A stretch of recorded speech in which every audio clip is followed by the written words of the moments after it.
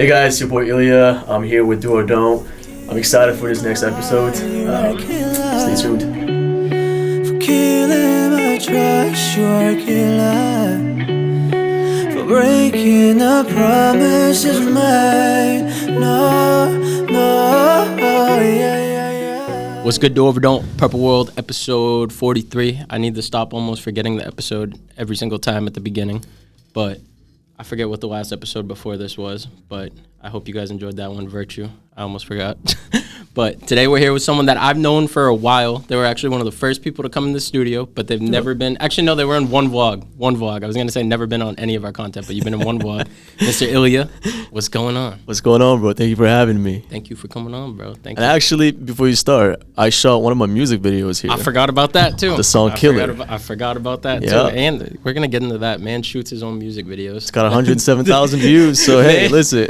Man, we're going to get into the fact that you shoot your own videos, because that story, bro, I still cannot even believe that shit. I always use you as an example. Whenever artists talk to me, they're like, oh, I want to shoot my own videos, but they think that it's not possible. I'm like, bro, I'll send them that video and I go, this dude shoots his own shit. You know, you can if somebody else can do it, you can do it. You just gotta believe in it. Oh God, bro.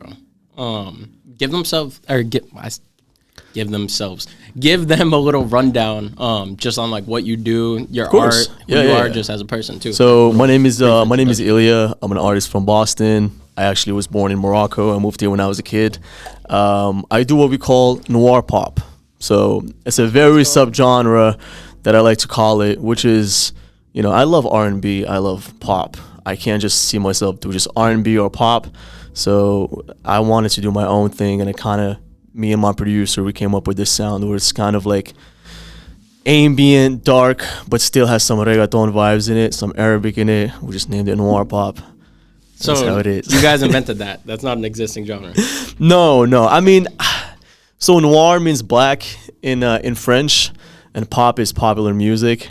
So since it's not like a happy pop, it's more like something dark.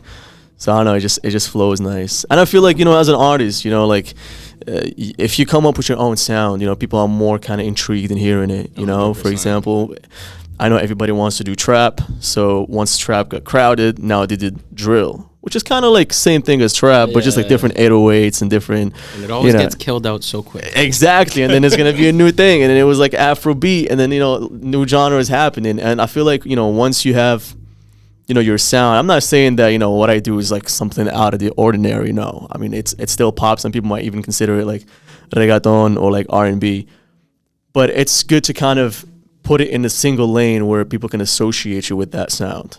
That's how I see it. That's the dopest thing, bro. Every artist that's in this shit for the long haul, if you're doing that cookie cutter bullshit that everyone else is doing, bro, it's literally like you're just asking to fucking fail. You're asking for the shortest lifespan of a career. So. And I understand. I mean, a lot of artists, when they start, they kind of look up to other artists. They're like, oh, well, I want to do what Drake is doing, but, I want to do that. And that's one thing that I hate when artists promote their music and they say, oh, this is the new Drake. This is the new Weeknd. You don't got to be the new Drake. When Drake was becoming Drake, he was not looking to be like the new Lil Wayne. No, he just came up with his sound, was like, you know what? I'm a soft-ass dude, but I can still spit bars. Yeah. So let me do this melodic shit. And that shit came up, to have his own genre. And then people were making fun of him at first, saying, some light-skinned shit. But, at the end, it just, people started kind of take that genre and just kind of make it into even, developing it more into like melodic rap, into, the SoundCloud era, and just kept developing. But it's got to start somewhere. It's just crazy. I feel like right now more than ever, music in general, we're in like the biggest copycat. The past 5 years is just a straight up copycat phase. Facts. I feel like it's so rare. All the artists that sound different from everything have been around. Mm-hmm. It's like the Drakes and shit like that you were talking about. The people who pioneered the sounds are the only ones who are really unique. And then you just got a million clones behind it. Correct. And that goes to creativity. And that's when you see, artists who make it in the long term. There's a difference between fame and clout. You see 2016, there was the SoundCloud era. Who else is still doing it? You got Lil Pump and all the good ones died, bro. Once they died, correct. Whole era just. But died. What I'm trying to say is that there was no longevity in that genre. Meaning that it's so, we live in an era where like the music is consumed so fast, you know. You just put music after music after music, but the hits that you take time into like developing, into like mixing and put your passion in it, those are the songs that stay in the long term. Those are, you know, the just hold on, we're going home type of, you know. I'm always gonna go back to the Drake because I feel like he's the #1 artist in the world. Maybe Bad Bunny, but for both of them, kind of like, you know, it's like a tie right now. Yeah. But yeah, no, you gotta be in that, you know, specific lane where it just comes to like making music. How'd you go about making everything so unique? Because I've seen your process. I think it was only that one time, but I remember you and Rhazzi took like 6 hours to make a song or some shit. But in the end, I was like, yo, this shit is just like beautiful. But I remember him working on the beat for like 4 hours, and you just keep telling him to do different shit. And I was like, yo, what the fuck? Like, that was my first time seeing anyone work like that. I've seen it since, but that was literally my first time. So what's your typical process like? So my typical process is, and one thing I give to, you know, an advice to a lot of the upcoming artists and whoever's trying to, you know, get serious in the long term, if you have the means to like pay other producers for beats or go on YouTube and look, you know, Drake type beat or like this type beat, sure, but invest in building the connection with the producer.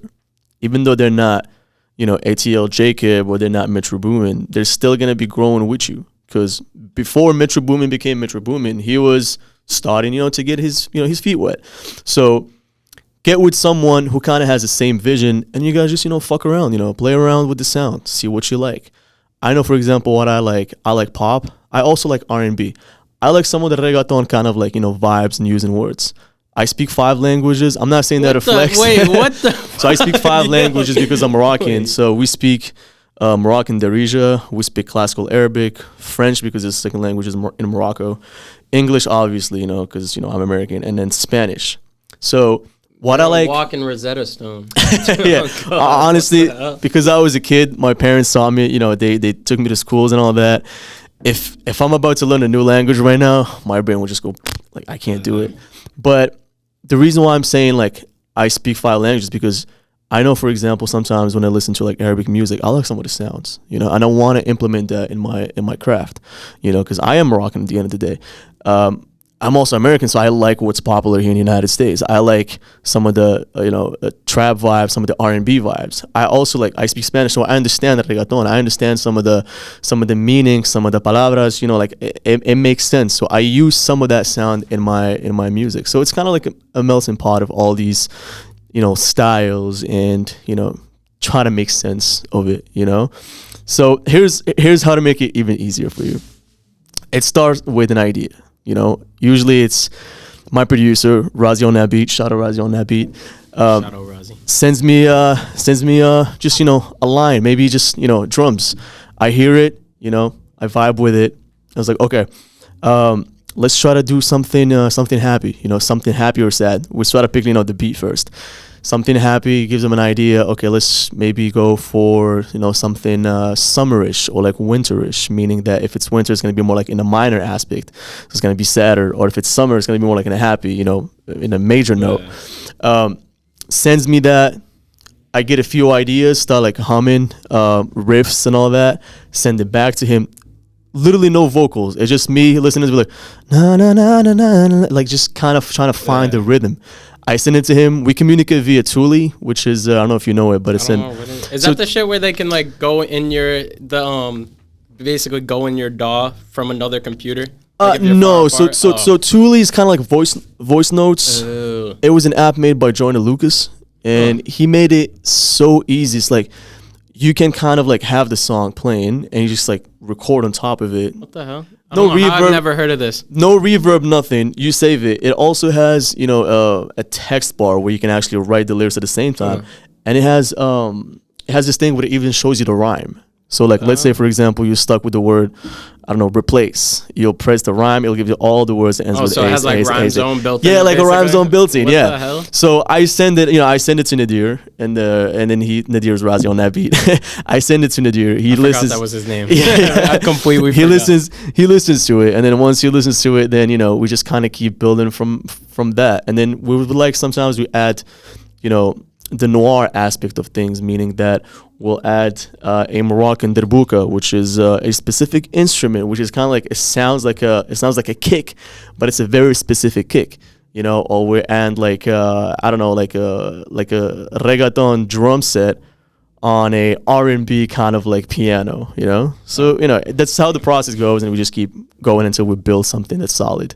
That's how you build real music, bro. Yes, I'm sir. tired of these motherfuckers coming in here for 2 hours sessions, spitting some shitty verse for fucking. They're literally getting 30 seconds in a song over And it takes bro. time because like writing good lyrics sometimes, you know.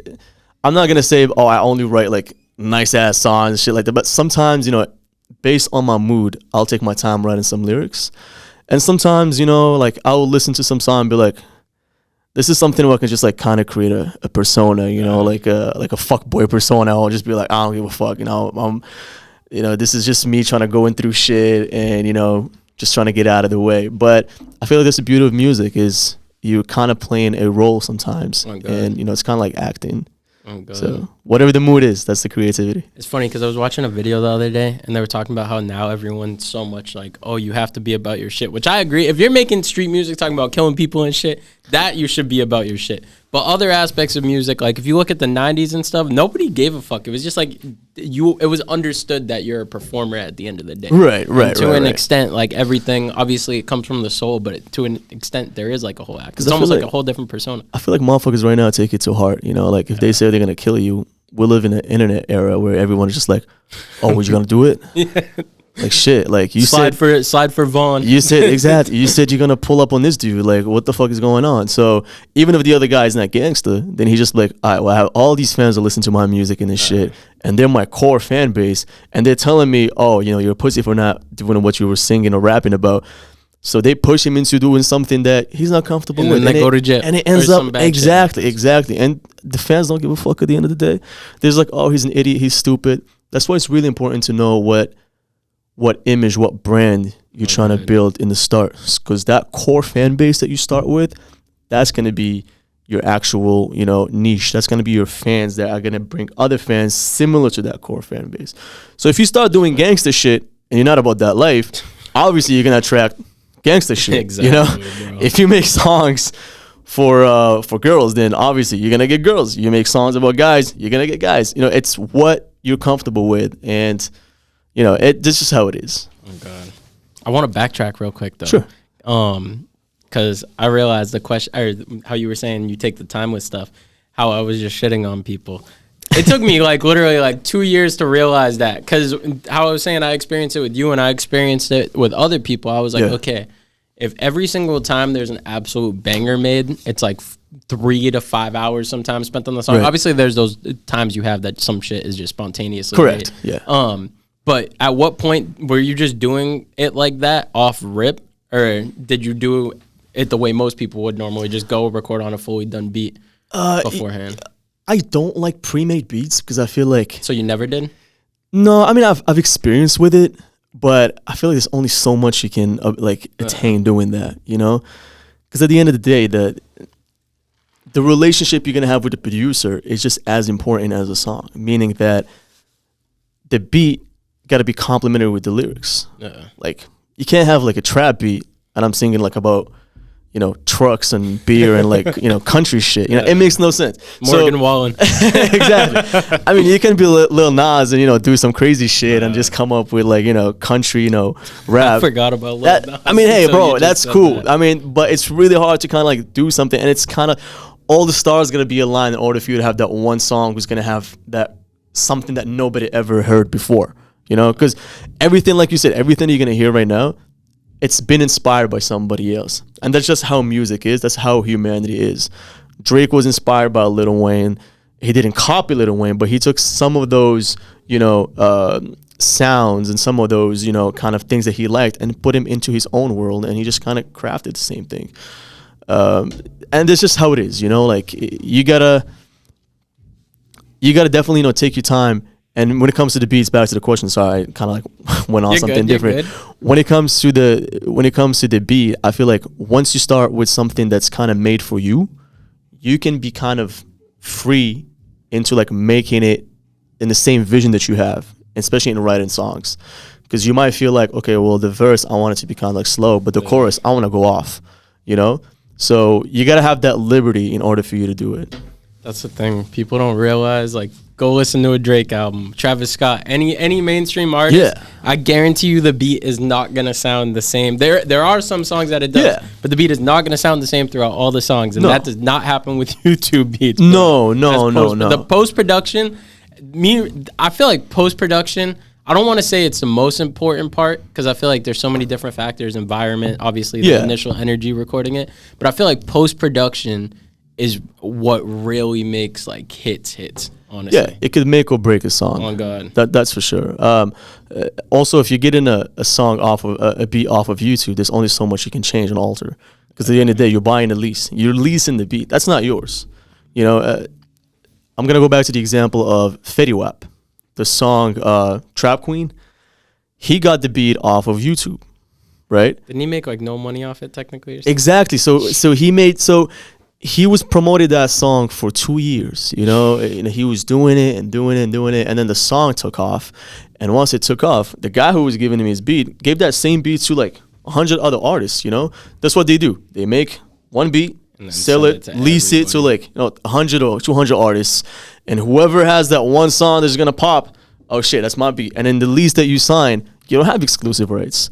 It's 50-50. Or they even tell you after the first million streams or reviews, then you have to give me a certain amount. And you can't negotiate, you know, because you leased that beat. You agreed on it. So what you going to do? Take down the song? You don't want to take down the song because that song, you know, at that point, both of you don't have no leverage, you know? So the creativity aspect of it is kind of limited.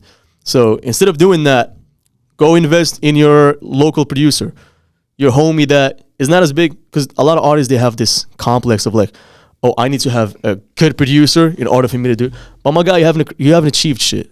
You know, you're still building at the same time. So get someone you're gonna build with, and then you guys are gonna make it. 2 brains is better than 1. I normally ask this towards the end when I get into asking people about their pet peeves and shit. But what's your thoughts on just the egos that be roaming around in the industry, bro? Because there's so much of it. Everyone. So like, I feel like as an artist, you need to have a strong persona. Because that's what makes kind of like ego. There's good ego, and then there's the just I'm a straight up dickhead. I think I'm better than you. Correct. Like that. And I feel like some people, like the moment they get that first, I don't know, million views on YouTube or whatever, bro, motherfuckers be getting 1,000 and they act different. You can't be acting different because it's like you haven't done anything yet. You know, like nowadays, everybody can make 1 million views on YouTube. How? Ads. Just go on Google fucking ads. Have that song on repeat for like the 5-second ads, and you watch 30 seconds of it. That counts as a view. Keep putting money. It will make 1 million views at some point. Spotify, same shit. Your song doesn't make it there organically. No, it's been pushed. It's been promoted. So you got to go for playlists. You got to for all that shit. So when you have that ego, I feel like it will limit you to a lot of things. Because be careful who you were kind of mean to, because that producer or that engineer that you kind of didn't give a chance for, like even if you were not, you know, already like a superstar, he could be building his brand and he's gonna make it at some point, and he's gonna look at you and be like, nah, fuck this guy. Like when I was, you know, when we both were starting, you know, he was a dickhead, so I don't want to work with this guy. And now that guy has friends that are gonna kind of ride with that guy and not fuck with the initial guy who's a dickhead. And the ego, I feel like also, it just doesn't help, because like the whole music industry is about creativity and collaborations.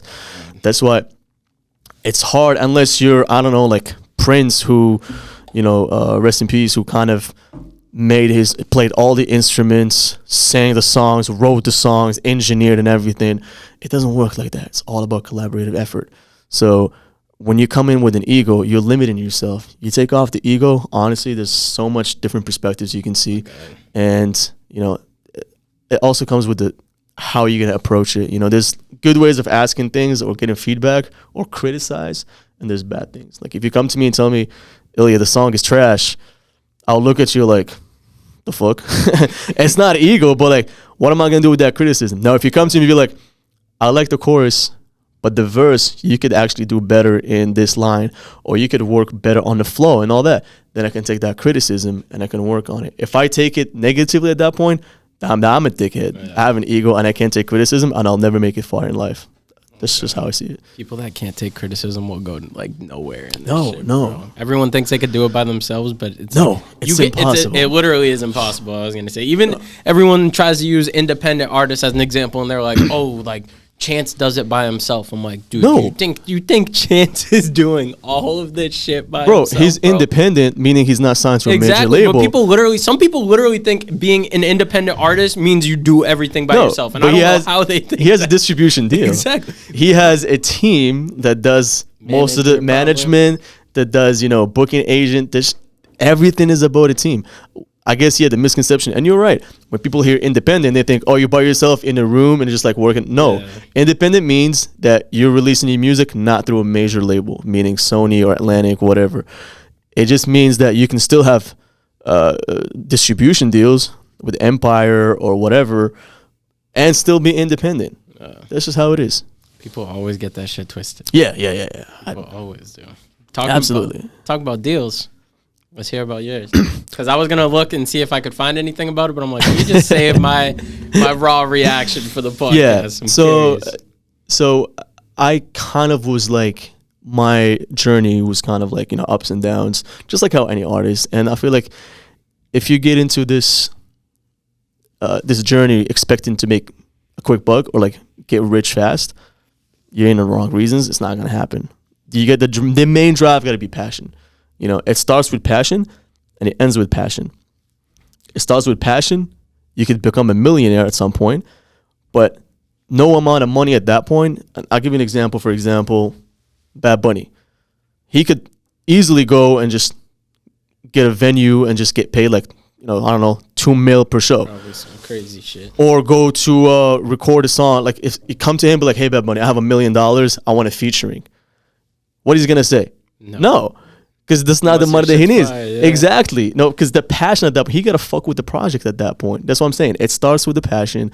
You make money, but at the end, it's always a passion. And you see a lot of people quit because there's no more passion left. Justin Bieber, for example, he took a long break. Why? Because he was not feeling the music.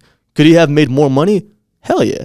He could tour every single day and he will still make just as much money. But there was no more passion. He's done. And now that he got the passion back, he's slowly getting back into making music.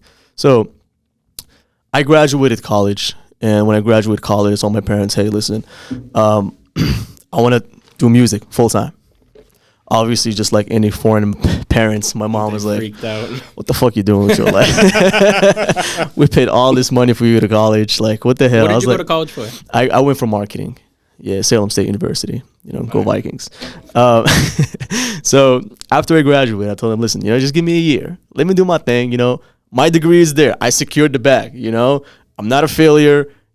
Foreign parents, they like to, kind of be like, oh, well, look at your cousin. He has a degree here. I got you, Mom. I got my degree. I'm not stupid. I'm not dumb. Let me do my thing now, all right? So I did music. I kind of did was doing a lot of shows on the side. I did, what is it called? American Idol. I did the Voice. Yeah, it was. Wait, what? You did it? We'll get to that after. Yeah, but they haven't been aired. But I'm talking about how I made it to the shows, and the recording, the episodes and everything, but it never got aired. Damn. So I did all this to get all that experience, and then in 2018, I received a phone call from So there's this thing called Boston Casting. I don't know if you know it. So Boston Casting, it's pretty famous in Boston. They do actors. So I got an email one day just looking online. It says, looking for a boy band. Why don't you apply? I was like, shit, why not? I'm just knocking all the doors. So I applied for this thing. They call me for a casting. I go in and there's this guy named, what was his name? Something Ross. But he used to be with, so Mark Wahlberg in the 90s was in a band called Marky Mark and the Funky Bunch. Yeah. So that guy is in the Funky Bunch. What the hell? Yeah. So he wanted to kind of create his own boy band. And I was like, cool, all right. So I go in, I go in with my guitar and shit, start playing. They're like, all right, we fuck with you and everything, but we don't need that guitar. I was like, I bet. He was like, I bet. So took off the guitar, they took some pictures and all that. They sent us to this studio called Cyber Sounds in Newbury Street. Yeah. So we go to Cyber Sound. We're recording these songs, and man, these songs were ass, bro. Like, it was just, like, imagine you as an artist, they come to you and be like, here's here's your part, here's your part, here's your part. You gotta sing this, sing this, sing that. So it was like some like Disney Channel boy band type shit. Yeah. Pretty much, And I'm like waiting. And the band didn't last for 2 weeks. I received a phone call saying one of the guys was accepted to like medical school or something, so he had to kind of let go. Yeah, it was this Nigerian. Shout out to Odessa if you're watching this. He got accepted. He was like, guys, I appreciate you on all that, but my parents want me to go to medical school. I want to do that. The foreign parents forcing people at gone. The school, bro. So he had an amazing voice. So he dipped. There was 3 other guys. One guy would come in with his dad, and he was gonna go to LA. He was literally just trying that for like a week. So the whole thing was just kind of like not glued in together. And I was like, all right, cool. So I'm driving one day. I'm doing Uber Eats, and I receive a phone call from Ross. It was literally like fucking 10 p.m. He was like, hey, listen, I have this good opportunity for you. I was like, well, he's like, I see that you were coming to the studio sessions and all that. You're doing your thing. This guy named Jeff Timmons from 98 Degrees. And 98 Degrees is like it was a very famous old boy band, just kind of like NSYNC and Backstreet Boys. Sounds mad familiar. Nick Lachey, they have Nick Lachey in a band and all that. So he gave me a call. He goes like, they want to make a new boy band. And, they looked at the pictures, and he says, Jeff's wife saw you, and she wants to cast you for the show. And I was like, shit, yeah, sign me up. Where is it? He's like, oh, it's in Vegas. I was like, cool. So when? He goes like, in 2 days. Yeah, I got it. He goes like, cool, for sure. He's like, you're in? I'm like, yeah, I'm in, for sure. I was like, yeah, how long? He's like, 2 weeks. No, 2 months. And after 2 months, you're going to start touring all that. Bet, yeah, you're free. Hell yeah. Hang up, cancel everything, fucking took the orders back. I go back home. I'm packing all my stuff. And I'm like not believing it. And I go in and Google the dude, Jeff Timmons, blah, blah, blah. I see it. My man's verified and all that shit. So I send him a DM and I was like, hey, man, I appreciate you, for giving me the opportunity, blah, blah. I'm excited. I'm thinking like maybe there's just a cap, whatever. The next day, Jeff Timmons started following you. And I was like, shit, this is legit, So he calls me. He goes like, all right, he was like, listen, we're partnering with this entertainment company, and they want to do a boy band tribute, meaning that you're gonna start singing boy band tribute stuff, and after the boy band tribute, then we can try to get you a deal with Motown Records. And Motown Records was what was signing Jeff Timmons and his band 98 Degrees. Yeah. I was like, bet. So they flew me to Vegas. My first time in Vegas, bro. I go big ass Airbnb. Everything's fucking like legit. They brought this choreographer named David Mayorga, who actually worked for a lot of the video clips for music videos for Daddy Yankee, for J-Lo. Damn. Dude, it was crazy, bro. And I go in there first night. I meet 3 other guys I never met before in my life. They're like, oh, these are your new boy band members. 5 each day, 5 hours of dance, choreography, 5 hours of singing. What, bro, it was fucking crazy. Yo. Mind you, they asked me, do you know how to dance? Hell fucking yeah, I know how to dance. Dude, I'm stiff as shit, man. Like, I cannot even do the stanky leg, bro. Like, my shit's bad. So I'm the same way, bro. It was bad. So we started doing that for 2 months. Bro, I lived like a rock star for literally 2 months. Everything was taken care of. We learned the whole show, which is like an hour and a half. And then we started doing shows. We did like Vegas. We did like media training, meaning we went to like iHeartRadios at 5 a.m. so we can shoot kind of like an interview for like the 6 a.m. so we can promote the show. We did like Fox News, NBC, and all that. It was amazing, and it's a great ass experience. Everything ended up at some point after the pandemic. So when the pandemic happened, he kept kind of like pushing it for like other labels, and they saw that like, listen, we're only gonna be keeping like the artists that we already have. New artists, I don't think we have the budget, so we all got dropped. But that was the best experience. Why? Because I learned how to actually do media. Go in, talk to cameras, have, do interviews, prep for those interviews. I learned how to kind of, go on stage. What is main stage? What is like stage left, stage right? Just different techniques and everything that helped a lot. And I used that experience after that to kind of go solo. I was like, you know what? It's time for me to go solo. It's hard because now I don't have, no, sure. You want me? She's like, you're talking too much, bro. You gotta drink some water. Stay hydrated. Stay hydrated. Patrick CC quote. Bro, what? I'm like astonished by that shit. I thought you were about to say, like, the boy band shit just kept going, and then you just said mad casually, and then we got dropped. No, we got dropped because that's how the music is, bro. Like, No, the I music know, industry is just kind of like, you know, I think at that point they had spent about 60,000 or something like that. Damn, and bro. they recouped it throughout the shows. Bro, we were getting paid $250 per show. $250. No, $250. Oh, I thought you were about to say 1,000 for a second. No. But they were taking care of everything. Like, That's I'm talking crazy. about, you go hotels, flights, food, media, and all that. So at some point, we're kind of like, you know, that's where the ego comes in hand. So you're like, shit, why am I doing this shit for $250? No, prior to that, our second show, our first show was in Vegas. We opened for Jeff and his band. So it was about 4,000 people. It was amazing, great. We did a meet and greet, you know, people coming to anything that you want to do music for, it happened. That's fine. Second show was in Minnesota.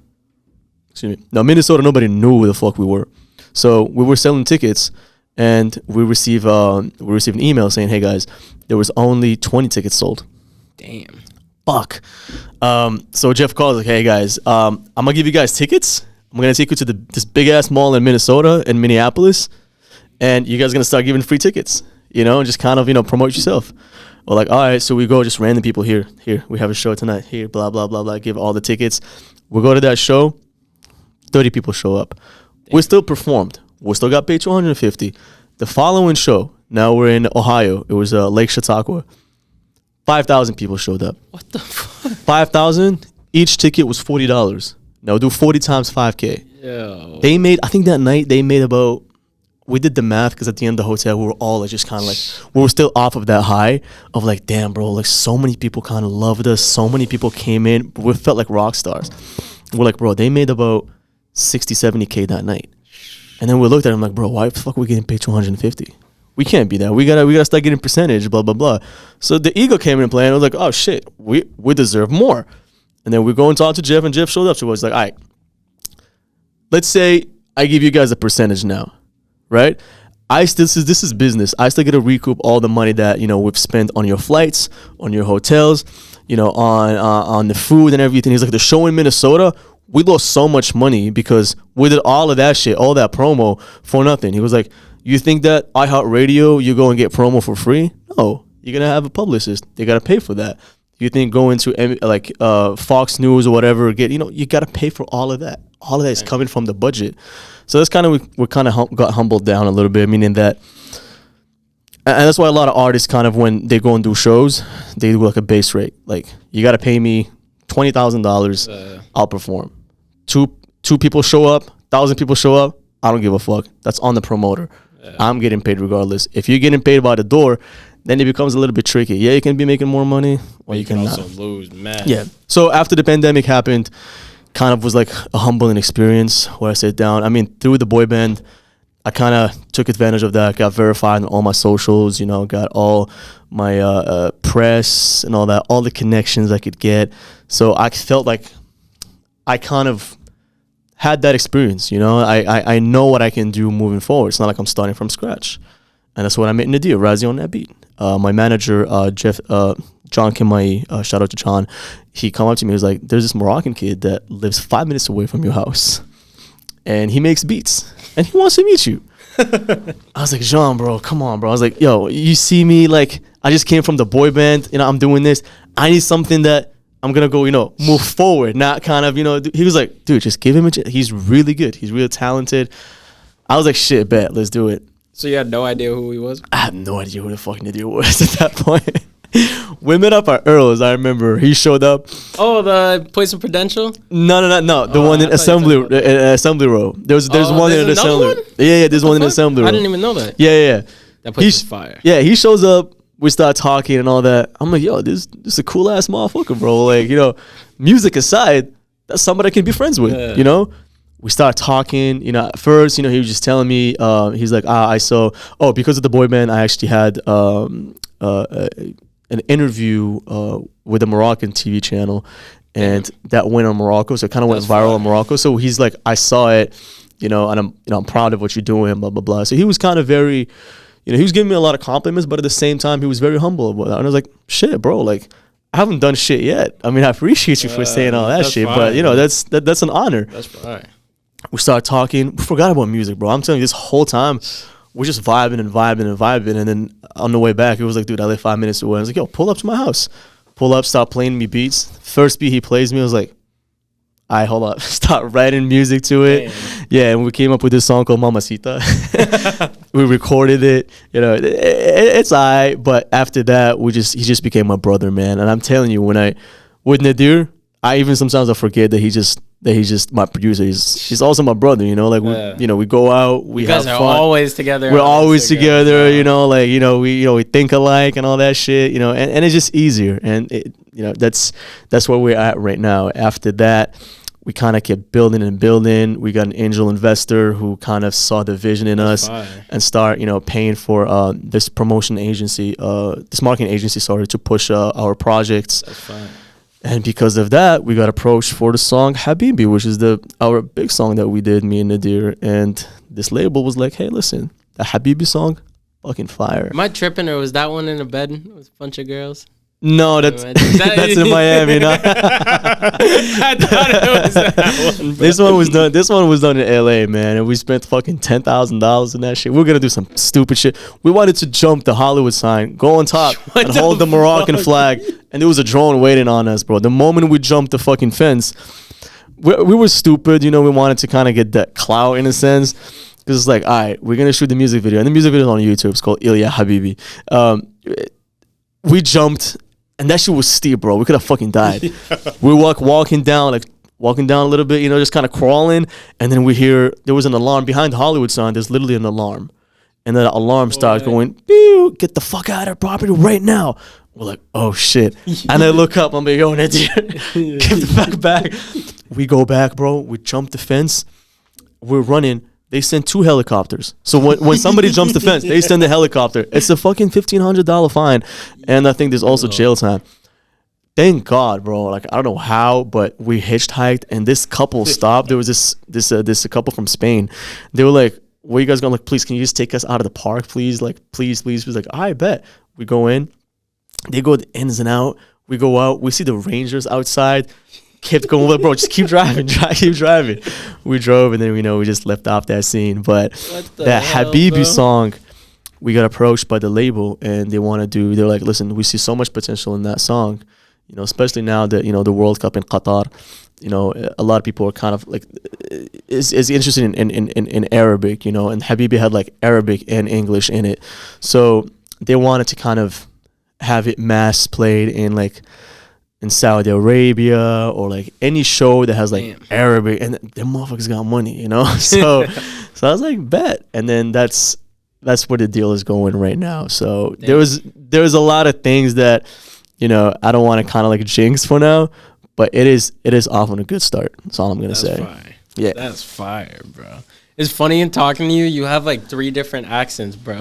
Because sometimes you sound American, yeah, and then your Middle Eastern accent comes. Middle East, maybe when I'm pronouncing like some words, I don't know, bro. No, but then I hear Spanish too, like the way like that shit, bro. You have like 3 different accents. By the way, I'm North African, so I didn't mean Middle East. I fucked up with that. Common misconception, common misconception. I always fuck up with that. But we good, I always fuck up with that, bro. Si quieres hablar en español. I'm like arrogant with that in a sense, bro, because I'm Lebanese and I just like group like all. You're Lebanese? Yeah, I'm Lebanese, Cape Verdean. I'm mad random ass shit. I have Taquiárabe? family in Honduras. I don't know a single language. I got a 7% in Spanish, bro. I got a 7%. They literally took me out of Spanish class because my grade brought the grade average down so much.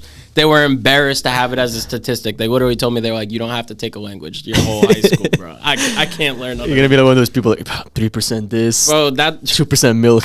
Yo, that's 5%. Why I fucking, when you said you spoke 5 languages, I'm looking at you like you're Superman with that shit, bro. I can barely honestly, learn English. Sometimes I play myself because there are some words I look at and I'm like, how the fuck am I reading this? I'm gonna read this in French, bro, in English, or just like Arabic. The fucked up part for me though, cause I'm so many different cultures. All my friends that are from each culture, like I have another Lebanese friend, and he be trying to teach me shit in Arabic, but they all fuck with me cause I'm so stupid. So they just be telling me to say badass shit to people. Oh, like I'm thinking, I'm like saying like, oh, you're pretty to someone. And then it's like I just said like fuck you like to them. I'm like, yo, I do not trust any of you trying to teach me these languages. Hey, bro, you gotta get into Duolingo. You know, like you gotta get on that grind. I gotta learn something, bro. I gotta learn something. I thought you were Spanish, bro. I ain't gonna lie. No, I got a little bit of Spanish, but mainly Cape Verdean, a little bit of Lebanese. Shit. Yo, Cape Verde it's close to Morocco. Yeah, we're like what, like on the island. Yeah, I was right about that because I was like, I swear he's from Morocco, but I forget. I think he's from Morocco. I literally in the car, we went to Chipotle right before. He's like, oh, wait, where's it from? I'm like, I think. When I go to Miami, everybody thinks I'm fucking Colombian or Brazilian. Like they're just like, my girlfriend's Brazilian. They come to me sometimes. They don't even bother, bro. They just speak straight Spanish. I'm like, shit, I'm Spanish tonight, bro. Start speaking Spanish. If you're from that part of the world and you're not extremely dark, nobody can tell what the fuck you are, bro. That's good about North Africa, and I guess Cape Verde too. Like it's just you're so ambiguous that you can be anything. You know, you could look Spanish, you could look white. No, maybe not white, but hey, no, bro. I'm light skin. Thinking I'm white sometimes. I'm like, dude, I guess I see it like complexion wise, but I'm like, I don't know. Fucking Nadir, my producer, like he till this day, you talk to him, he's like, I'm light skinned. Like, my man, you're not light skinned, bro. You're just Arab. What are you talking about?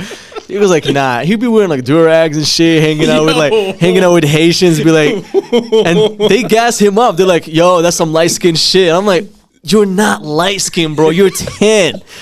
I don't think you know what light skin means. Yo, Nadir on this, he's gonna watch this. Yo, when you get him, when you get him the podcast, bro, tell him that. Be like, yo, I'm gonna have to pull a prank on him. Be like, how do you feel about being light skinned? Yo, watch him go off and shit. I wish he was here, bro. I wish he was here right now, like, bro. Goofy ass.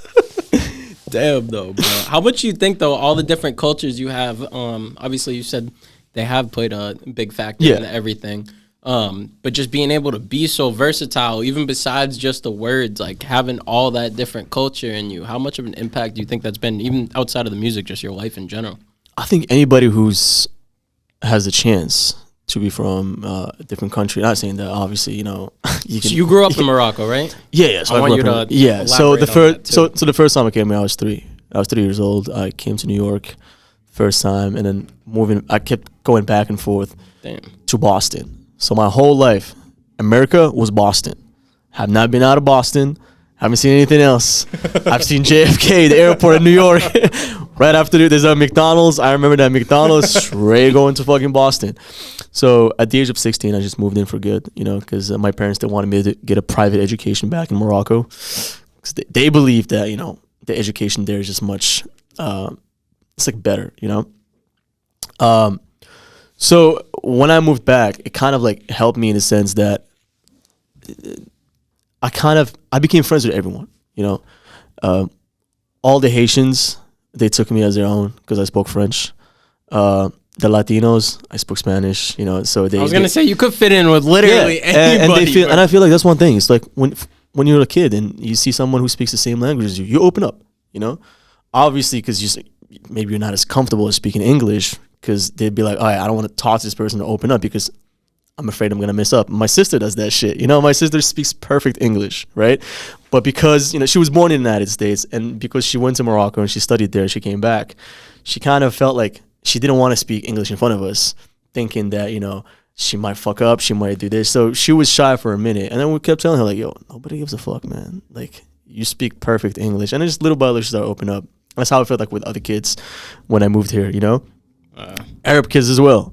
And the good thing about being, you know, Moroccan is like you have the advantage of speaking like a Latin language like French or Spanish because Morocco was colonized by the French and the Spaniards. So the northern part, they speak Spanish as a second language, and then the central part, they speak French.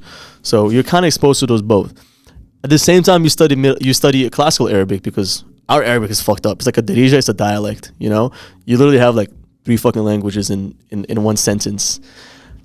So you also speak classical Arabic. So I could literally fit in with, you know, a Lebanese kid or an Algerian kid, Tunisian kid, whatever. While, like, for example, a Syrian kid won't be able to kind of understand what Moroccans say. But we can understand what they're saying. But at the same time, I can understand what someone from the Cameroon or Cote d'Ivoire or Ivory Coast speak. And also can understand what someone from Quebec or Haiti speak, you know? So it's kind of like, it's a similar culture in that sense. And that helped me kind of being exposed to a lot of songs, a lot of genres. like I can hear Afrobeat and just be like, okay, this speaks to me in a little bit. I can hear like reggaeton and be like, I understand it. It speaks to me. I can hear, like straight American music and I'm like, it also speaks, to me. Or Arabic music, they all kind of make sense. So I pick and choose the sounds that I like from all of these, and I just implement them in what I like to call my craft. It's like a culture smoothie. yeah, it is a culture smoothie, man. Culture smoothie, it is, bro. Yeah. Damn, because I remember the first time you came here, you were singing in Spanish. Mm-hmm. And then I think when I heard Habibi, that was when I heard the Arabic shit. And I was Correct. Like, wait, what the fuck? Yeah. That's so weird, though, how, like, the same languages could just have so many different variations. I didn't think it was that bad where it was like you can't understand some people. Honestly, it's easier for me because, not easy. It made sense because as I was building my core fan base, like, let's say last year I opened for two major French artists. One was Soul King, super famous in France. Have you got most of your fan base from overseas? Too? Yes. The second one was Tyke, which is this guy who does Afrobeat music, super famous in France. They came to the United States, and I opened it for both of them. One was at the Apollo Theater in New York City, and then the second one was in Fort Lauderdale. Do you remember in Fort Lauderdale? What was the name? What was the name of the venue? It was a venue in Fort Lauderdale, so I opened it for those both. And then what I liked is that with those songs, if I have a hook with something easy yet catchy, Habibi, if I sing it twice, I'm opening up. All these people are looking at me. They're not here to see me. They're here to see the main artist. But I have 15 minutes to kind of try to get some of those people and convert them to my fans. How do I do that? Not by just go and be like, I have a big ego. I'm fucking open up, for a famous guy. You got to follow me. You got to do this. No. I go, choose myself. I got to be humble. If you go and you see somebody who's humble, you like that, because you're not that famous yet in order for you to have that persona where you're not, accessible or you're exclusive. Yeah. You can have 500,000 followers, but still not have a core fan base. So those songs like Habibi or songs where I have Spanish words, I just have to tell them, hey, listen to the song, vibe with it. In the chorus, just say these two words, Habibi, Habibi, play it, and they will sing back, So it's all about entertaining that crowd. And when you have easy songs like that, they fuck with that, and they will listen to it. They might go home and drive and just be like, Habibi, what was that song? What was that guy's name? What was this and that? So I got fans from that. I got fans from the show in Miami, from the show in New York, and I make that music tailored to kind of different individuals where, you cannot speak English and just only speak Spanish, but you hear my song and then you just hear a few words in Spanish and be like, shit, I can at least sing that, Or same thing with Arabic, because not everyone speaks English. So when they speak Arab, when I sing a few words here and there in Arabic, it's easier for them to repeat it. That's how I feel like it should be. Damn, bro. Cater to your audience, Don't forget where you're from. You have, you have the chance of the luxury, I guess, of being from different cultures. So use those cultures to your advantage, Fucking Bad Bunny, bro. Why he's number one is because he's backed up by the Latin community. The Latin community is so fucking supportive, bro. They will fight for you. They will go behind. You think if he wanted to make it in the United States, he would just change, himself? No. Motherfucker doesn't even speak English, bro. He goes in. I watched a movie, fucking Bullet Train, where he's with Brad Pitt and all these A-list celebrities. And I'm like, bro, there's no way this man is not gonna speak. He spoke zero English in the whole movie. Still spoke Spanish. Why? Because he's fucking Bad Bunny. And people want him because he has an army behind him. And, they're Latinos. They're gonna back their Latino artists.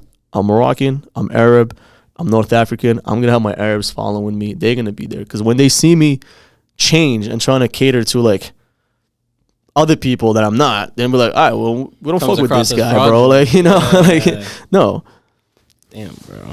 I like that thing you said about whenever you open up for someone, realizing that you're not the dude right there. You gotta just get people engaged, bro. Because everyone, I say that to people all the time because people be like, oh, I'm opening up for this person, it's lit, blah blah blah, and you could just see the ego through it. And I'm like, yeah, you gotta do whatever. And I've literally seen it where I've been at the show and motherfuckers just drop the ball, and I'm like, bro, I know I'm there for 15 minutes, and I know 15 minutes is a lot because if I'm going to see Drake, I'm not trying to fucking see Ilyah, bro. I don't give a fuck about Ilyah for now. I'm here to see You gotta Drake. give him a reason. Exactly. I would tolerate you. Come up, give me 2 or 3 songs, and get the fuck out. That's it. You know. Bro. Sometimes, and I'll be with Nadir and like working on a track. I'm like, this is too much. Yes, 5 songs for us, they're fire. They're like hits. I understand, but they don't know them. They're not gonna be able to sing them. They will. Okay, so this is how it works. You open up, you go with your best song. The adrenaline is high. They will support you. They get you the first song. Second song starts. It peaks, and then their attention span kind of like starts dropping. So once it starts dropping, you might give them like another song where it's just like upbeat. They'll go up just a little bit, and then you gotta get the fuck out. That's why you gotta end it in the right way. That's how it is. Because if you keep going, like, oh, well, they fucked with that first song, they're gonna fuck with the second song. Oh, they didn't like the second song? Let me give them a third song that's gonna change it. No. They're there. Worse than the impression. You gotta give a good impression at first, and then get the second one. And I've literally seen dudes where like with their girls just like dancing and everything, and they're just looking at me like. I was like, and sometimes I make jokes. Like I'll be like literally singing, and I'll send you the videos. We can see like during the performance. I'm literally talking and be like, "This is gonna be my last song. Don't worry, my guy. I'm leaving right after." And he looks at me, and he would laugh. You know, it's kind of like that little moment where just like they're looking at me like, "Oh, he's just like me. You know, he's attainable. He's a cool dude. You know, I'm here to have fun. You know, he's not someone who's like, you know, I'm gonna be there with my glasses and not give a fuck. You know, and just like." Just do my thing and just be like, all right, make sure you follow me. And nah, bro. I never say, make sure you follow me. I say, if you like what you saw and you want to hear more, I have this huge, like, what is it called? QR code? Yeah. I have my sister and my brother, they come in on stage, they hold that shit like this. I'm like, if you want to hear more, follow it. If not, thank you for your time. And I did. Because not all those people are going to be your friends. Damn, bro. Damn. What do you think besides the shows, or even if it is a shows, has been like the most impactful in you just maintaining and building a fan base in the first place? Honestly, and I see this a lot of artists, what they do, like when they start is, and again, there's ways of doing this shit. There's not like one specific thing. I hear a lot of artists, they say, I'll just keep dropping until one takes off. I firmly don't agree with that. And I'll tell you why. You're going to be doing that, right? You're going to put that song. You're going to give it like, what, a month? And then you're going to drop another song after a month. When do you have time for promo? Because the whole thing is about promo.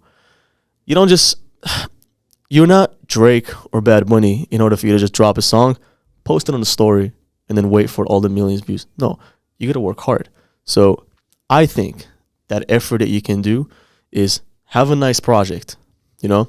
Get the visuals. Or even if you don't have the visuals, go to Fiverr. Pay someone like $10 where he's just going to do a lyrics video. Upload that. Come up with a marketing plan.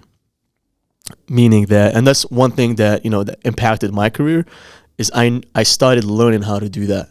You know, I paid $30K for a marketing agency to promote this song called Entanglement that I have, right? Out of $30K, they gave me 400K streams on Spotify, 150K on Apple, 250K on YouTube, and that's it. Damn. I was like, bro, 30K? And I was looking at the proposal that they sent us. You know, we had an angel investor. Obviously, it didn't come out of my own pockets, but I'm in a contract with the angel investor, meaning that once I start making money, I gotta pay him a percentage until he recoups his money. So I am in debt. So these people like made all that money. I'm like, bro, how you gonna, for 30K, you're gonna give me these numbers? That's impossible. Yes, I did get a little traction, but that's not something worth 30K. Yeah. So I started kind of learning, you know, how to do my own shit. Meaning I go to Spotify, look for all these playlists, take my time, look at these curators. You got a spreadsheet, take all the information, Instagram and everything, you know. And just because I have a fucking blue check doesn't mean I can't reach out to them like personally. Like even if they have 2 followers, I'll send that DMs. Hey man, I do music, blah, blah, blah. If I can have a placement on your Spotify, I'll pay you. I'll give you $30 a week, right? they'll put me in that playlist. I gotta make sure you gotta make sure that those playlists are organic, you know, and not just bots. Because if you get bots, fake streams, that shit's not gonna pay you. You want to get paid back. So I get a list. I have $2,000 just for Spotify. I pay those people, and then what I do afterwards, I go to Facebook, Facebook the business manager. So what I do is I create ads. And that's how you create your fan base. You got to learn how to do these things. You don't want just people. You can't just like go and pay, I don't know, World Star to just drop your video and just wait for it. No, you got to do ads. You got to target these people. So what you do is you look at yourself like, okay, what artist my sound is more compatible or sounds like? Let's say, for example, I sound like Drake. I'm going to go to ads, lookalike audience, Drake.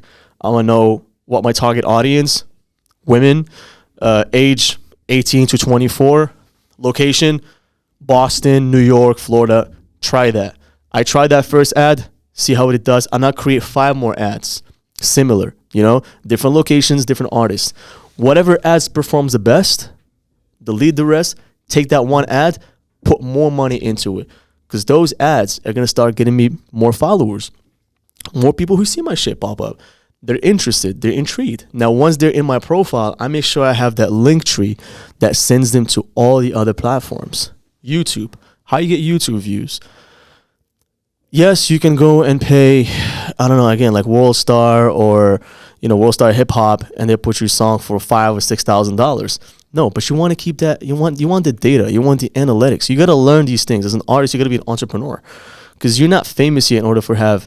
That's what labels do. That's what major labels do. It's just they have it easier for you. They'll do all that shit for you, but they take a percentage. So learn how to run these ads. Get the data, the analytics. I know, for example, my song Entanglement, for some fucking reason, it's famous in Bolivia. What the fuck? No idea, bro. Like, most of the views that it got was from Bolivia. The fuck did I do? I stopped. I cut off Russia, Canada, whatever, and I spent more money on Bolivia. And they gave me the fucking stream. A view is a view, you know? Whether, yes, American views are, you know, better, but as an artist, as you're building your brand, you still want the stats. You still want the numbers. And the numbers got to come organically. That's everyone does. You got to learn how to know how to navigate and promote your songs right. Because once you give it proper promotion, now you have a song that's 6 figures on Spotify. Now you have, that's going to increase your monthly listeners. Now you have a YouTube channel where you can have it actually verified, and now you can have that song 6 figures as well, and then Instagram to back it up.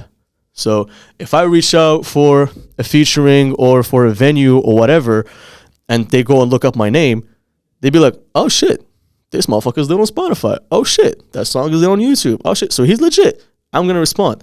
But if they go and see, I got less than 1,000 streams on Spotify for this song, 100 views, your local homie and his homies shared that same thing on YouTube, the Instagram is, you know, the engagement is low, you're not serious, you know? Maybe you don't know, but that's how something that you gotta be able to, you know, get that information. And I promise you, once you get the target audience, once you get, you know what your data is, it'll be easier to get those people. It'll be easier. The next project, you already have the data that you can use for the next project, and you keep building. That's how you build your core fan base. Do you feel like the degree helped with any of that at all? Because I was going to say, from the sounds of it, it sounds like it didn't. It sounds like you had to do everything like yourself. Look, nothing YouTube can't teach you. YouTube University. When I went to Salem State, I didn't take a Facebook Ads Manager class. I didn't take Spotify Creators 101. No. Everything through YouTube.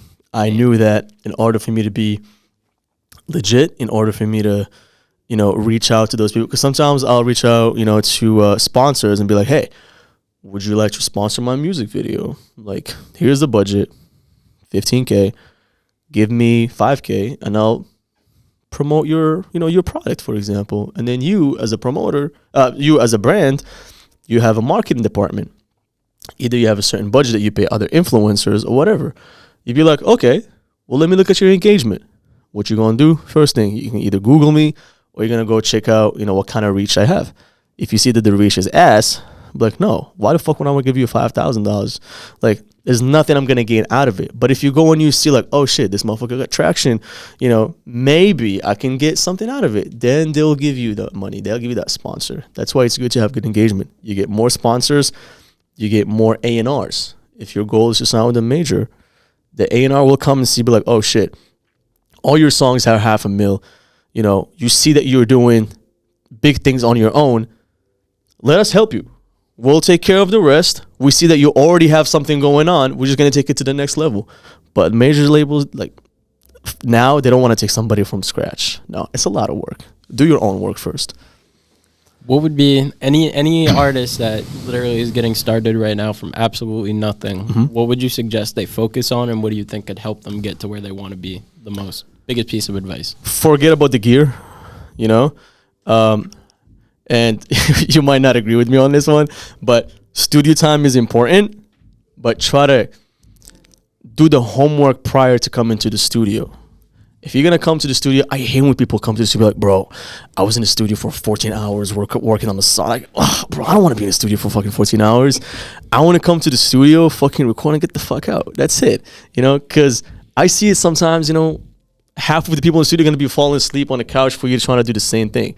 No, so go home, a cappella, play with the flow, make sure it sounds right, record it on your voice notes, make sure it's, you got the idea in mind. And then when you come to the studio, it'll be easier. You already have a plan, lay out the vocals, try different flows, work on it, and then take it, and then start again. So that's a tip that I have, that I would give for someone who's starting.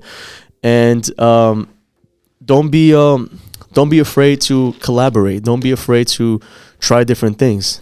We all think that our music is the shit. Sometimes I'll hear a song and be like, bro, this is this is lit. I'll give it to like my sister and my brother. Listen to it, they were like, you can do better, And it takes me a minute to be like, I gotta get out of that. I gotta get out from Ilyah first and just look at it from just like a kind of like, a random person just hears it for the first time. I know that those lyrics, I went through them, but for somebody who listens to it for the first time, like what's that initial feeling? So try to get the opinion of your friends, for people that care about you, not people that are gonna listen to your shit and be like, bro, that shit's lit. Yeah, that's what's up. No, somebody's gonna give you like positive feedback, because positive feedback is what makes you kind of grow. Nobody starts with a perfect project. Each project should be better than your last project. And then learn how to market your own music. Once you learn how to market your own music, you're gonna have a better understanding of where you're going. If you're just doing it for fun, sure. I mean, you can just upload it, get it out of the way. But I can understand how sometimes it is very frustrating, because you have this amazing project that you think is dope and everything. You just put it there and you just sit down and wait for it to go viral. And then it's got like 2 or 3 reposts, a couple of likes, and you just get, you get frustrated and you don't want to do the second project, So learn how to do that. How important do you think it is just to be self-sufficient all around? Obviously, earlier we talked about like there's shit that you need, like booking agents, booking producers. There's shit you need, but how you even work with the videos by yourself and the marketing you were just talking about. How crucial do you think it is for artists to just learn all that? You don't need a manager when you start. You don't need a booking agent. You don't need none of that shit. The first thing is got to be the music. If your music is right, you do it for the passion. Once you see that, okay, well, I've got this on lock. It's time for me to kind of take it to the next level. So the next level is you work on visuals. I started doing songs, just like videos with just my brother recording me on an old ass fucking camera, like those hand cameras that we used to buy when we were kids. Yeah. So we used to do that shit. And then I realized that me personally, I used to have this guy that used to do my music videos. It was really good. He would bring these expensive ass red cameras and shit. And he would give me like a budget, like, okay, I can do this for $4,000, $5,000. And it was one day he brought his girlfriend, bro. And he charged me, when I was looking at the budget, I saw that he was the director, she was executive director. So her rate was $400 a day. So he paid her $400, and it was 2 day shoot. So she got $800 just by being next to him and telling him, yeah, this angle looks nice. I think you should just try it from this side. That's it. But for him, that's his business. He can do that. And I was like, bro, I could fucking do that, Yeah. So what I did, I saved money and I spent about $15,000 on just gear. God damn. I bought a Sony A7 IIIR. I bought like a G Master lens, 90 millimeter, 24 millimeter. I bought like lights, every single thing that I needed. The indie lights. I took my brother and my sister. I was like, all right, y'all got to start learning. So I paid for your education in the sense like, here, watch how to use this camera. I taught myself, then I taught them, you know, and that's why it's really important to also have a good support system where the people around you, if they want to see you succeed, you're going to need help. You can't do it alone. You know, it goes back to the team. So I invested in them, and now I will never, ever need a music video. And then you just look at the music, you look at my music videos on YouTube, and they're quality, you know, it's 4K, the angles are nice. All I have to do is just outsource the editing, because to me it's boring. You know, anybody that sits in front of a computer and edits, you're a genius, bro. Like, I can't do that. My eyes would literally just fucking like. I can do it, bro, but I don't know how people like love it, bro. Like, and the laptop gotta be fucking fire. You know, the storage gotta be crazy. Shout out Christian, bro, because you have taken so much stress off my chest editing these podcasts, bro. And you gotta have patience, and I don't have that. I mean, I do have patience the first 2 or 3 hours, but bro, after a while, that rendering, bro, the rendering, literally, I swear to God, thank God I have this kid now. It probably took me anywhere between 4 to 8 hours to edit each episode, between downloading the footage, proxying everything, rendering it, exporting it, editing it. I'm like, bro, what the fuck? I got an editor, bro. That shit has been it helps, right? So much weight. Because I was editing 2 of those a week, 3 sometimes. So I was doing that. See, literally. And now you can use that time to kind of like do other things and be creative in other things. And that's why it's good to have a team. Is, you know, you kind of have different tasks for different people. But when you're starting, you don't need that. You just need your homie or your sibling, you know, help you shoot something like a low quality. It doesn't have to be like 4K. You don't need to have like at least try. A budget. Yeah, start. Once you start, trust me, the following day you'll wake up smarter than how you were the night before. Why? Because now you know how to use that camera. Now you're gonna look at other music videos, and when you look at that music video, you're not just gonna watch it for the bitches. You're actually gonna watch it and be like, I like how they shot this scene. I like how they did this angle, you know? And you're gonna start implementing it on your thing. And because of that, now I have a producer, and I don't, you know, sometimes he will tell me, hey, listen, I gotta buy Omnisphere. I was like, shit, how much is Omnisphere? $500? I got you. We'll go $250 each. Here, go. Because I'm not just giving away money to another producer. I can't, but I want to invest in my own producer, because I know that once he gets better, it's gonna benefit for my sound. You know, we did fab filters. The fab filters, bro, I don't know if you know the plugins, but them shit's fucking expensive. It's like $1,700 for like pro reverb, pro shit, you know.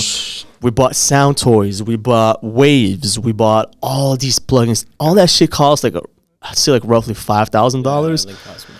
Same shit. And then for my own thing, you know, like I like to kind of be able to kind of record whenever I want. And I like to be alone when I record. You know, not because I'm shy or anything, but I just feel like there's some sort of intimacy when I like to record. I also like to record at fucking 3 a.m. where my sister and my brother are sleeping, so I wake them the fuck up. They never complain.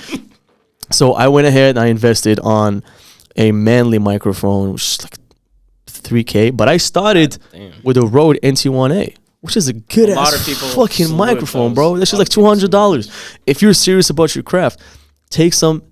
You gotta invest money to make money. You know, when I told you earlier that, hey, I spent that money on Spotify. Yeah, I spent $2,000 on Spotify promo, but I got paid like $3K after, because those organic streams. Now you make 1 million streams on Spotify. That's like what, 4,000, something like that. You know, roughly. So that money, then I can invest it on another project. You know, you got to be smart. You got to be able to, you know, invest that money. It's kind of like a baby, you know, like a business. Like, I'm pretty sure when you started with the studio, you know, you needed a team, you had the vision, you know, and it wasn't offered for you. This location was not offered for you. You paid money out of your own pocket in order to invest, and you didn't expect to make money until, I don't know what your business plan was. Like, I didn't think we would be profiting until a year, and that shit happened the first week. Exactly. see, that's what I'm saying. So it starts with the idea, you know, it starts with the passion. I'm sure that your passion was like, I love content. I want to be someone who's going to be, you know, able to kind of have this empire, you know, like, and build the brand. And it started with your vision, and you had people that believed in the vision, and then little by little, you made it happen, you know? And that's why, you know, like I'm telling you, when I saw the work, I came here the first time, I recorded, I loved it. I told Nadir, hey, we got to go back. I fuck with the vibes, the people, the artists that were here and everything. Everybody was just good vibes, bro. Like, you know, AJ, Gio, everyone, shout out AJ, bro. Fill my cup. Everybody was so fun. Yeah, everybody was so fun. The engineers here, everybody was nice.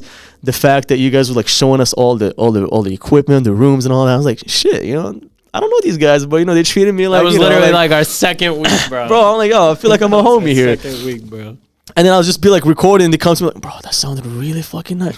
Thank you, bro. I appreciate bro, that. Bro, that day there was like 25 people I here remember until like 9 in the morning. Bro, we did a song where it's like 6 artists on one track. Yeah, you're like, yo, shit, do the hook. I was like, I bet. Bro, that shit was a lit ass night. But yeah, so after that, I saw that and I told Nadir, hey, we gotta go back and shoot a music video here. And not because, you know, I was forced to, no, because I fucked with it, you know? And then I kept following you guys and I saw the podcast. I'm like, bro, this is a good ass podcast. Because I would be listening to other artists. And not because, oh, this artist has less follower than me, I don't give a fuck what he says. No, because you're always going to be open to learning new things. Just because someone doesn't have the same reach or something as you doesn't mean that he can't add value to you, you know? You either win or you learn. There's no losing. Straight up, bro. I appreciate the love too. For real. For sure, bro. Bro, I wish. Let me check. Yeah, literally. No, we good. I think we went, you know. No, I was going to say, bro, it sucked, bro. I could do like a 2-hour podcast with you. Nah, I'm not even kidding, bro. We can do a part 2. No, we're going to have to because there was mad shit. We did it. No, you're very well, bro. Very well spoken. I got to give you your flowers. You probably spit more facts than anyone else, bro. I appreciate you. Like, this shit was just mad informative, bro. Thank you. That ass though, I could have gone. I could have literally probably gone. And I also I got a lot of insight from the artists that you bring. You know, you're handpicking the artists that you bring in your establishment, and they're all come up, you know, with their own views, their own sound. I respect all of that. This is just a different view of different things. Just because I said this is how you should do it, it's what worked for me. It might not work for you. The other way might work for you, but just, you know, that's what I say. Like, sometimes you gotta have the what do we call it? The five sources rule. That means if you want to learn something, learn it from 5 different sources, and then see how one thing is done 5 different ways, and pick which way works for you. Because one way doesn't mean it's the only way. There's other ways, and that's why you gotta be able to be open-minded in learning different things. That's how it is. Bro, one thing to add off of that, because what I was going to say was certain parts of this, like, you gave me validation. I was having an argument with someone that was trying to tell me playlisting just is ineffective. And I'm like, what are you talking about? Like, I'm like, bro, I literally have studied this shit for over a year. I finally learned how to, like, do everything. Like, what are you talking about? They're like, it's not effective. It doesn't do anything. And there's someone who's tapped in with the industry. They're trying to tell me playlist does nothing. I'm like, bro. But then how you were just saying the 5, like, principle rule, everyone I know that's actually doing numbers that I've had on this podcast recently, what's their biggest source of growth for the most part? Those playlists, bro. It's playlists. And then also, Spotify is so powerful, bro. God. Like, it's, I want to even say it's more powerful than radio. You know, Spotify and TikTok. Spotify and TikTok, bro. Nowadays, you hear songs on TikTok, and then you hear them on the radio, because the radio is trying to catch that wave of TikTok. And when you hear about an artist, the first thing you go is Spotify. And how do you assess whether an artist is lit or not?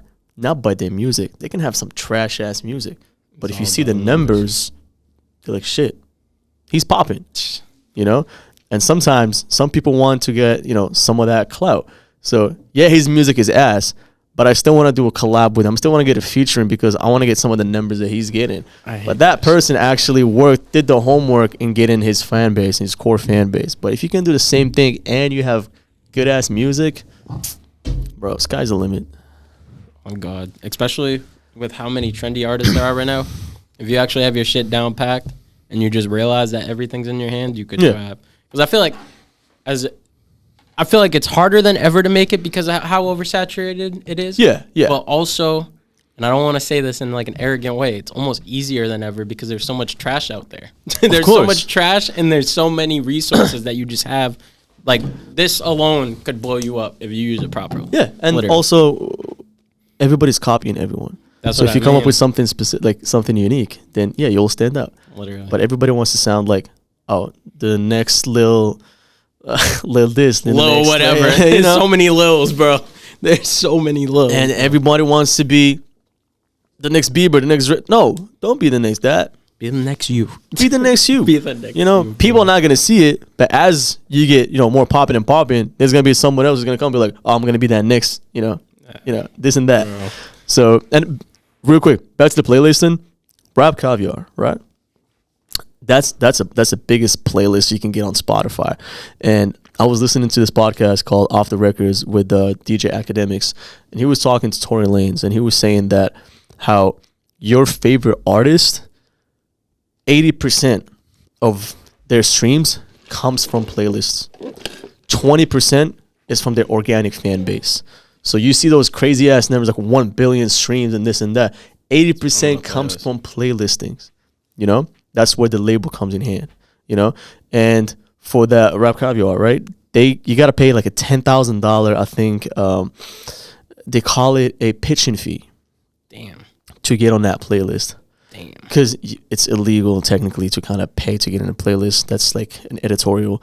But labels, they do that. They be like, okay, well, from your budget, we're take 10K, and that 10K went on the pitching, and that's how you got into that playlist. Damn. So yes, playlist is the fucking new wave. Not the new wave, is the wave, bro. It's the radio.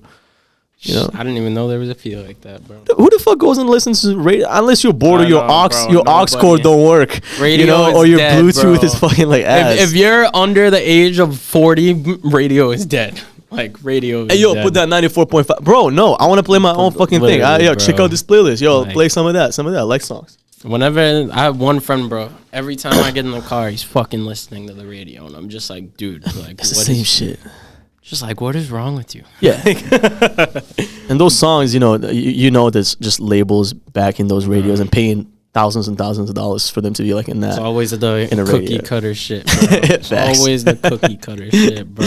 I wish I fucking didn't have to go to work right now. It's all good, bro. I could go for like another hour with this conversation. This was great, man. I appreciate you having me. I appreciate you coming on, bro. Came in last minute, So I appreciate I know we wanted to make it happen like prior, but this is amazing. Definitely looking for part 2. I'm gonna bring Nadir's ass over here and we can just do that part 2. We gotta call him white skin. Get him mad real quick.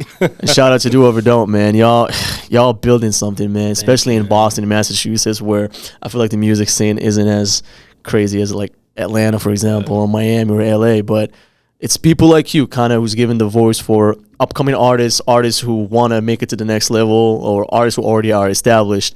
It's because of you. It's the content that you do that, kind of helps, push that creativity. And keep doing your shit, man. Thank you. I'm always going to be supported. Thank you, man. Bro, like the love and support is likewise, bro. Likewise. Appreciate you. Like, thank you, though. Yeah, thank you, for real. I appreciate the flowers. Tag your Instagram for them. And you guys better follow this, or I'm going to send perp after you. Ilyah Official. Follow me. Follow Do Over Don't. This is just a start. Okay. And you got any songs coming out before we end it, or any end notes, last things you want to say real quick? So I'm working on a song that's gonna come in the summer. I'm trying to shoot a music video overseas and kind of take my time in doing something that's gonna be, taking me to the next step. Meaning that, promoting it the right way. Trying to find different outlets, find sponsors, find people who will have the same vision so that I can push it. Because at some point when you start, growing as an artist, your main obstacle is going to be resources. If the resources are limited, then it's only so much you can attain. Yes, you can go viral on that, but that also there's a luck. You don't want to just kind of sit there and be like, I hope it gets viral. You gotta make it in the right environment for it to become viral. So that's the next move for me is, get the sponsors, get a nice budget where I can just push that project, who's gonna make it, to the next level. And I'm in a good hands with this label in Miami called B Records. Shout out to B Records. Shout out to Brano, Andrea. Shout out to Nadir, and shout out to Mark. I think I'm not forgetting anybody else, but it's a team that actually, believed in what I'm doing, believed in the vision, believed in everything that I'm standing for, and they see it, they believe it. They're paying money from their own pockets. They're literally using their own connections.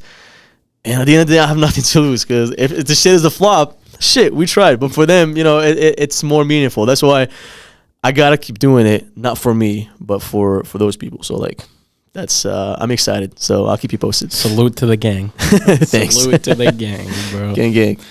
Make sure to follow Ilyah. Make sure, I shouldn't even have to tell you guys this by now, but if you watch this whole podcast, you didn't like it, I don't know what's wrong with you. And make sure to hit that subscribe button. Literally. I don't know how, bro, people be watching an hour and a half podcast, it's free game, and don't bro. like it. They're literally just bringing you artists from different backgrounds, like from R&B, pop, rap, you name it, and they're telling you what worked for them. So you don't even have to go do the homework that we had to do, I literally had to go and watch YouTube videos for hours and hours, so I can be like, this is the right way of doing it. And I'm out here just telling you, like, this is what you should try. Give it a shot, see if it works. And the platform is here. Hear it from somebody else and pick and choose. And that's how you make it to the next level. Pay attention, bro. Not even just this platform, any interview. Interview. Go, no jumper, whatever. Just keep your ears open. That's Fuck your ego. Fuck your ego. Hell yeah. That's the message of this podcast. Fuck all the egos. Cue the end music. Hashtag. I'm the time to open up once you let me